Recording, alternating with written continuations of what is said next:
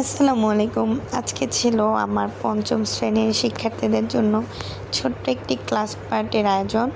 আর সেখানে আমরা দুপুরের খাওয়া দাওয়ার আয়োজন করেছিলাম। সবার জন্য আমি খিচুড়ি রান্না করেছিলাম। আসলে তাদের ডিমান্ড অনুযায়ী খিচুড়ি রান্না করা হয়েছে। আর আমার শিক্ষার্থীরা এক্ষেত্রে আমাকে সবাই খুব সাহায্য করেছে। খাবার পরিবেশন থেকে শুরু করে প্রতিটা কাজে তারা আমাকে সহযোগিতা করেছে।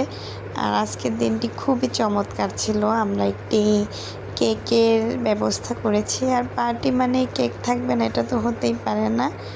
তো কেক কাটা শেষে আমি সবার মাঝে কেক বিতরণ করে দিচ্ছিলাম। আসলে ওদের জন্য আমার খুবই খারাপ লাগছে। ওরা কিছুদিন পরেই আমাদের বিদ্যালয় ছেড়ে নতুন একটি বিদ্যালয়ে যাবে।